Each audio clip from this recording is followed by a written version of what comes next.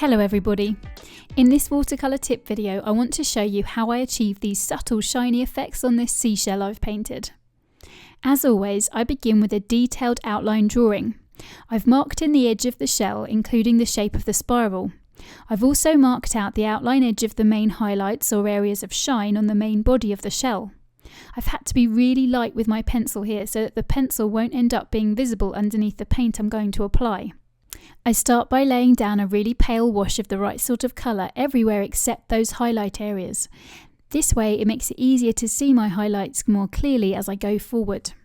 I change my mixes to match the colours that I can see in the shell, but I'm keeping things really watery and pale with my wash.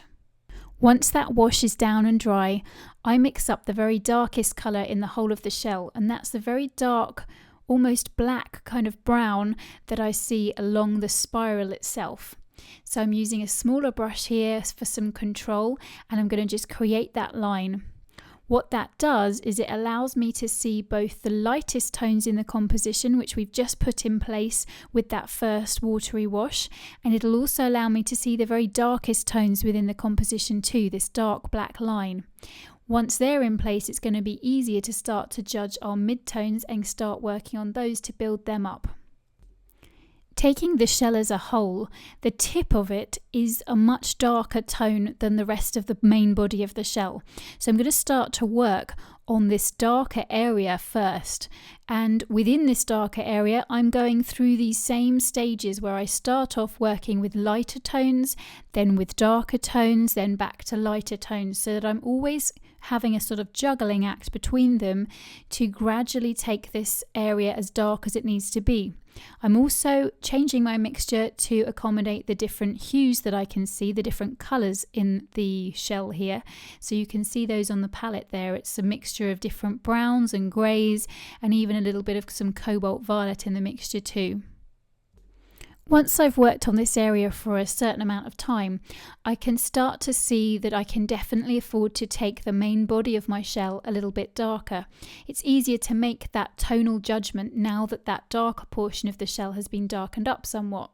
So I create a mixture which is a little bit thicker than the initial wash I was using, and I'm using some greys, some violets and some ochres in there, and I've just gone back to a larger brush size, and you can see I'm starting to build up again around that highlight, but not working into that highlight too much because I want that to be retained. That's so important for creating the form of the shell.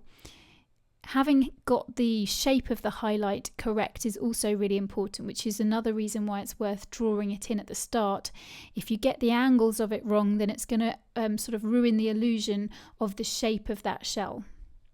So here you go, I'm just gradually building up.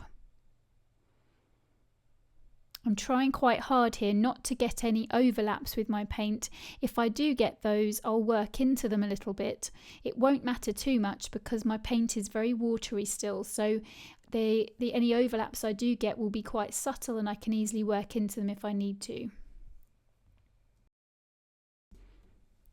Now that that layer's dried off, and that's the important thing, to let it dry, I'm now going to mix up some very pale watery ochre colour, and I'm just going to apply that to create the markings that I see on my shell, these little stripes. Again, they've got to be nice and subtle, so you've got to be working with the mixture nice and watery. And here I'm working into those highlight areas as well. And where I do that, it will appear paler. So because it's not got the darker mixture underneath, and that also helps to give the illusion of the shine. You've got to get the angles of those lines right. It's really important for creating the form of your shell. So really careful observation is needed here. I was working from a photograph. You could work from life, but if you do that, you want to make sure that you can see all the detail that you need, and you also want to make sure that your light source doesn't change, which is why I find working from photos so much easier, because that shine area will be captured as a moment in time for you and you won't have to worry about it moving. So now that I've darkened up the main body of my shell a little bit more, I can now see just how much darker I need to take certain parts of the tip of my shell. These are the darkest tones within the whole composition, so we've really got to make sure that they're as dark as they need to be if we're after that realistic finish. And then just making sure I'm capturing all the fine detail work using the tip of the brush to create some nice little lines where required, which helps give you the sense of the kind of texture that the shell has with those linear markings on it.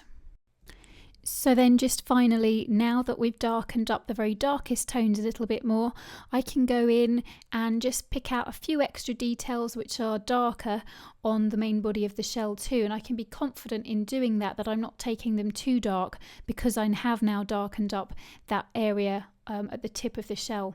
And I've also taken this opportunity to darken up the shadow area underneath, and I can better judge that now that that tip of the shell is as dark as it needs to be too. And here you have it. There's a full real-time step-by-step tutorial of this shell available in my online school, where I show you all the colours you'll need and give you detailed instructions on the brush technique I use. If you've enjoyed this video, please visit watercolorswithwow.com for information on the materials I recommend, more tip videos, my advice blog and lots more. Thanks for watching.